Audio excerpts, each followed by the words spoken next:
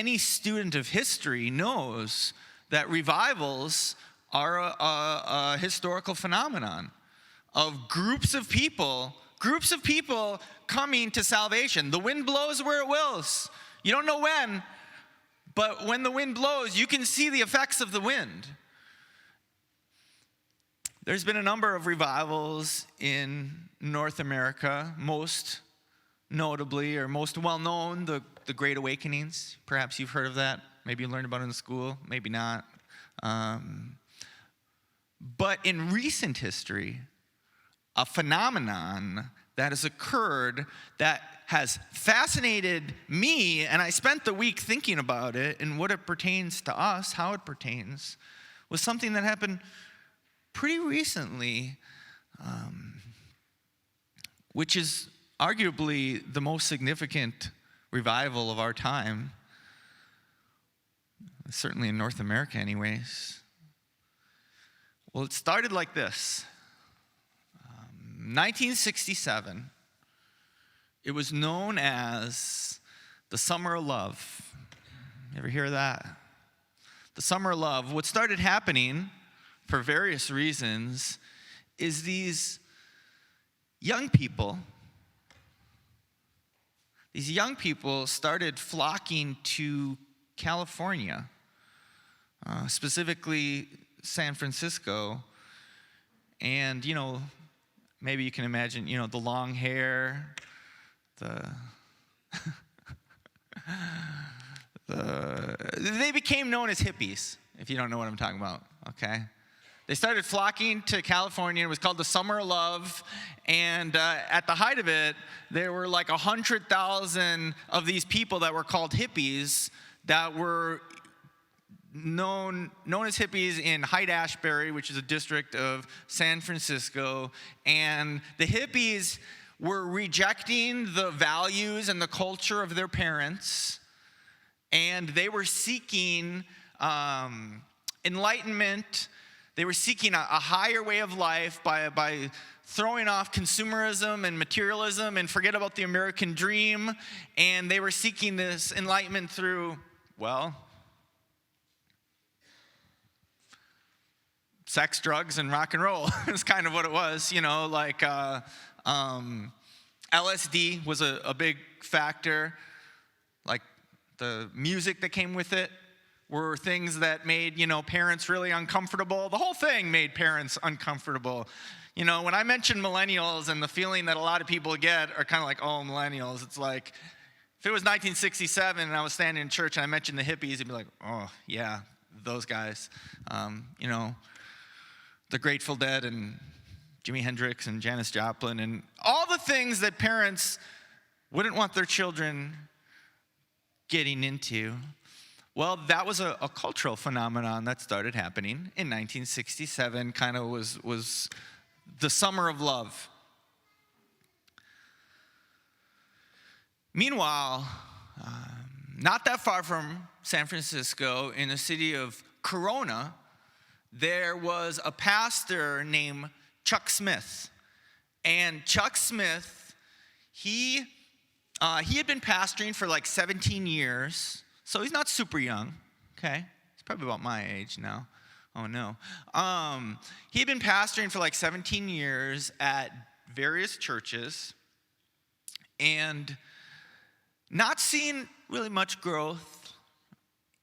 And but after 17 years, he finally kind of found a little bit of a sweet spot where in Corona, California, he was at a church that was growing. So much so that him and his wife were able to get paid enough where they were able to buy a new house, which back in the day didn't cost nearly as much as it does now, but it's another conversation. So they're getting settled in Corona, California after 17 years of, moving around. And, a friend calls up Chuck and says, hey, there's this church in Costa Mesa, beach town. There's a church here. It's just got like 25 people. But it could really use a pastor. And Chuck's like, I'll pray about it, but, I don't think so. And then he goes and he talks to his wife, Kay, and he says, yeah, there's this church in Costa Mesa. I said I would pray about it, and she's like, don't even think about it.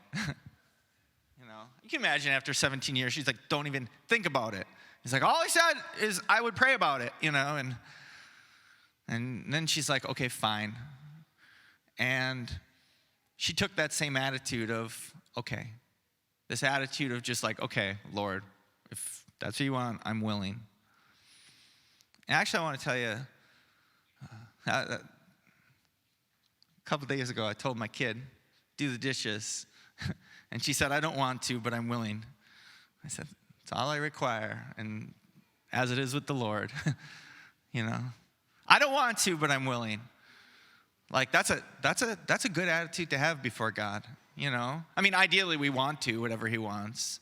But willingness, it's like, that's what he wants. Something that I'm going to come back to is the wind blows where it wills. We can't create the wind. We can't create the wind. But we can have willing hearts that open the door.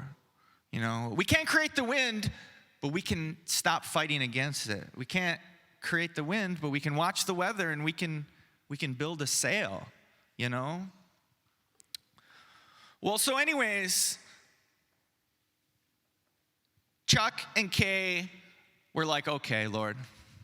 They felt God calling them to leave their comfortable home and life in Corona and head towards the beach to Costa Mesa, California. And there you have it. All over the beach were these hippies.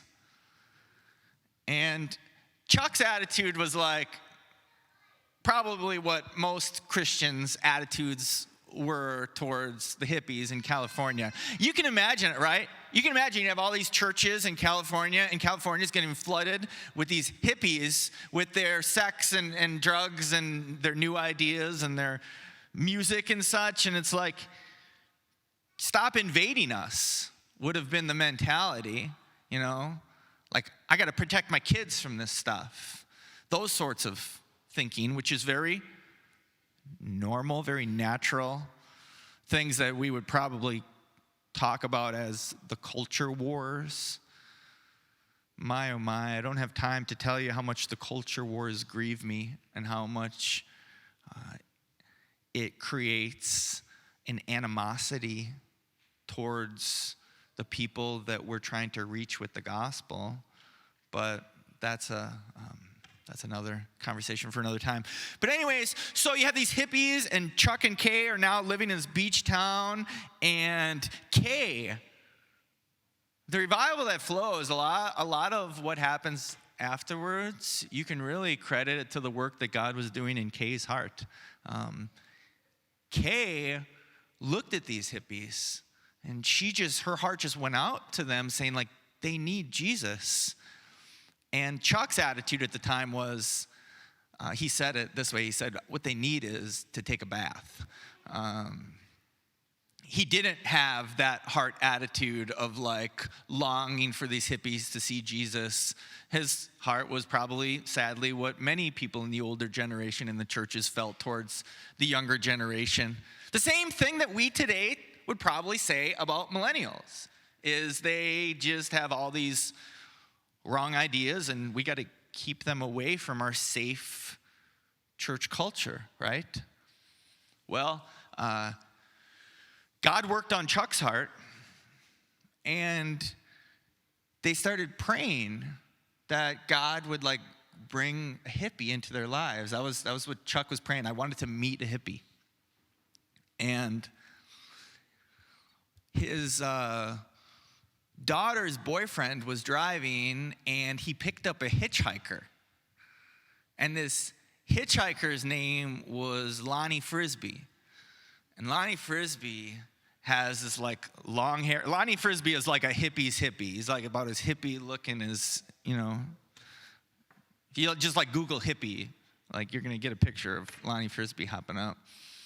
And Lonnie Frisbee had this story to tell of how he encountered Jesus on an LSD trip.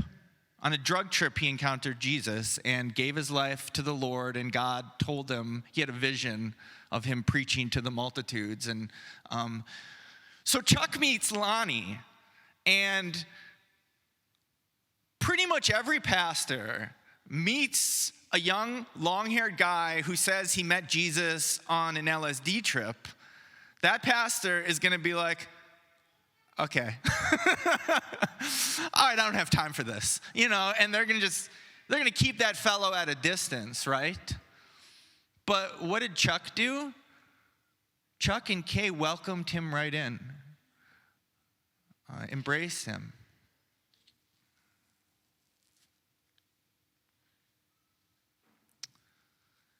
And that spirit of hospitality, which we've talked about here, how so much of the gospel attitude is an attitude of welcoming and hospitality, that God seemed to bless that. Because what eventually happened was Chuck Smith and Lonnie Frisbee started ministering to these hippies. And they started getting saved by the thousand, okay? Thousands of them. And I'm talking there's these beach baptisms that would happen. Multitudes of people coming to be baptized. Young people, okay? Imagine this. We got, imagine if the millennials were coming by the thousands, okay? Thousands of churches came from this movement. They became known as the Jesus people. Thousands of churches. Have you ever heard of Calvary Chapel? Chuck Smith, his first church in Costa Mesa, it was an independent church called Calvary Chapel. And from that, 1,000 plus Calvary Chapels, who knows how many, all over the world. You ever heard of the Vineyard? Vineyard was also the exact same thing. One of the Calvary Chapel pastors, John Wimber, he went and started what became known as the Vineyard, 1,000 plus churches. By 1971, this had become so,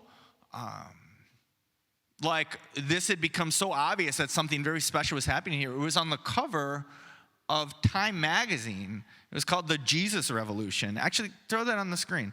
The Jesus Revolution. There it is.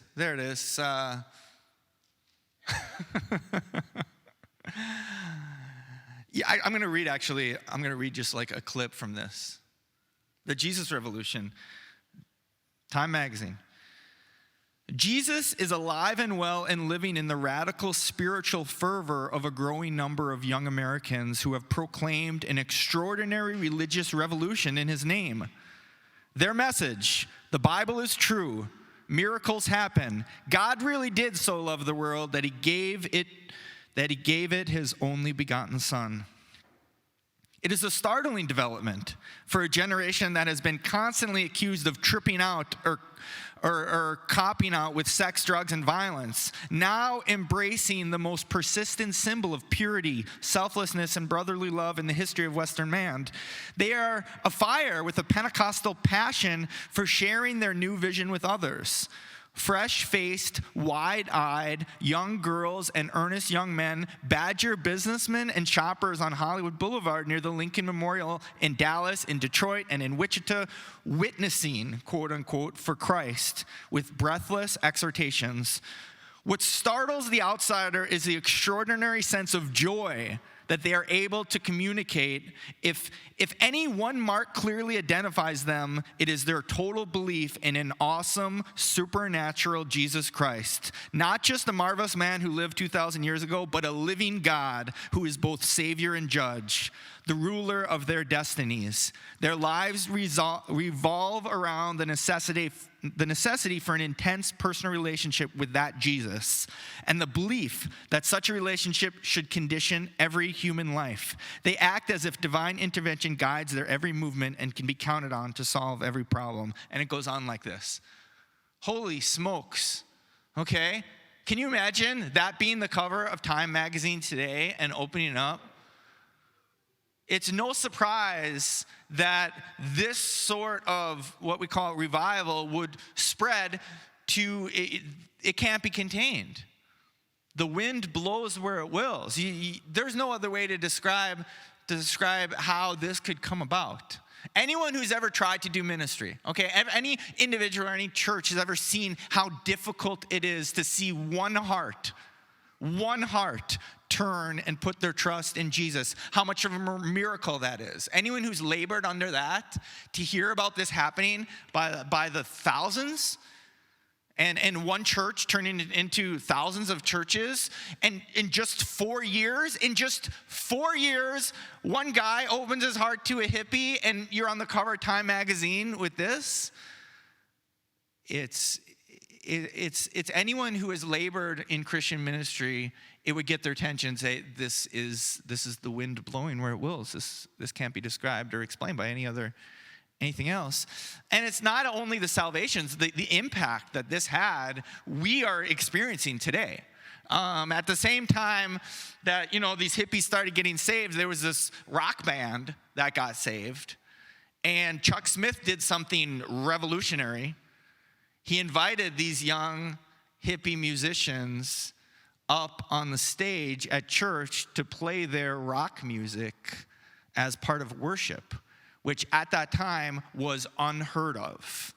And this band called Love Song became among the first ever Christian contemporary musicians. Before this, it was unheard of electric guitars and drums at church. No one would do that, okay? And now, basically like every evangelical church, we all do that. That all sprung from one man and woman opening their hearts to a hippie.